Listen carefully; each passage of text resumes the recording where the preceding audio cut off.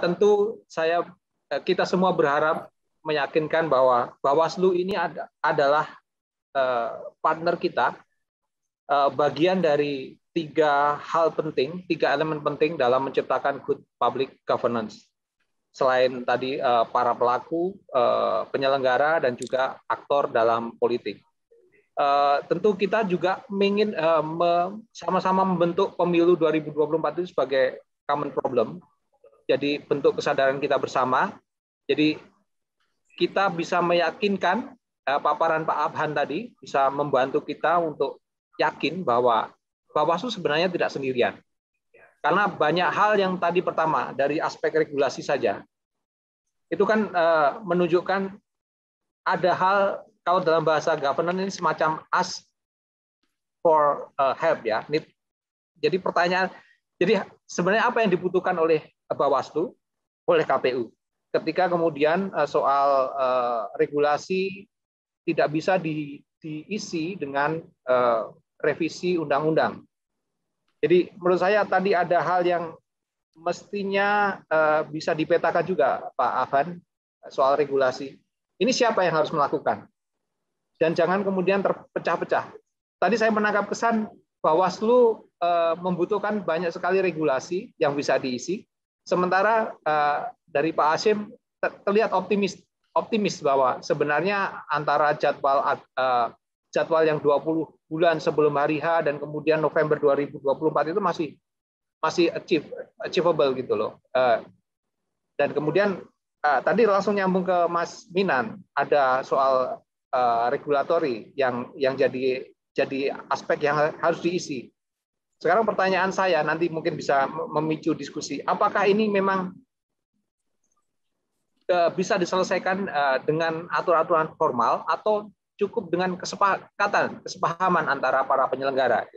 Karena problem klasik dalam tata pemerintahan kita, apalagi saya mengikuti pemilu dari beberapa pemilu terakhir, problemnya kan selalu terulang. Ini antara komunikasi, koordinasi antara penyelenggara pemilu,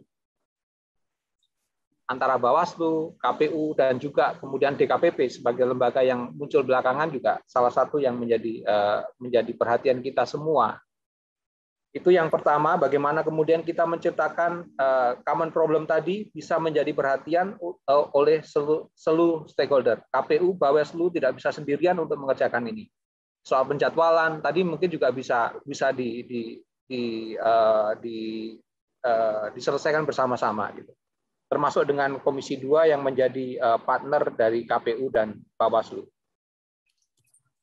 Itu yang pertama. Kemudian tadi juga catatan saya juga mengenai manajemen risiko, skenario planning, penting ya.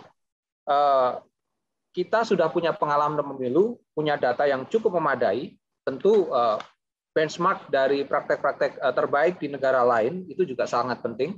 Tapi kita juga sudah cukup memadai kalau kita bikin sistem dynamic dengan data series 5 kali pemilu sebenarnya cukup memadai dengan beberapa kali pemilihan.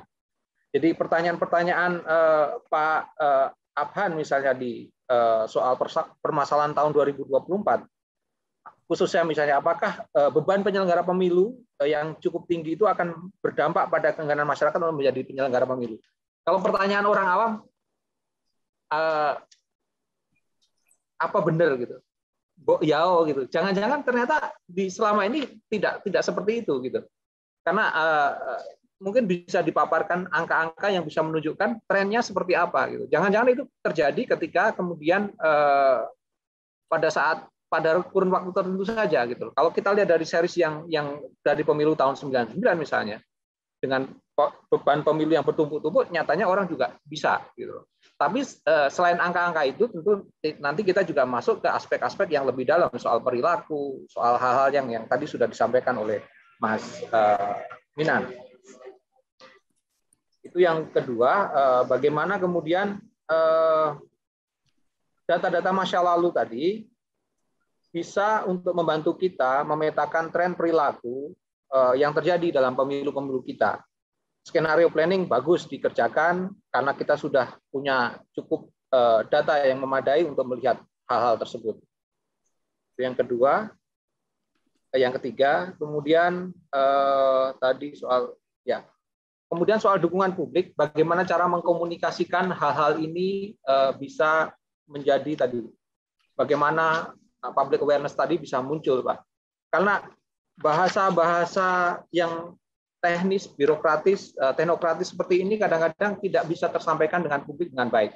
Orang itu menentukan jadwal saja, kerumitan yang disampaikan oleh Pak Hasyim tadi, kadang-kadang orang nggak sepenuhnya sadar. Mungkin hanya orang-orang seperti Mas Minan, Mas Tio, yang betul-betul tiap harinya menggeluti isu-isu pemilu yang bisa mendeteksi sampai ke kedalaman isu yang disampaikan oleh Pak Han dan Pak Hasyim tadi. Jadi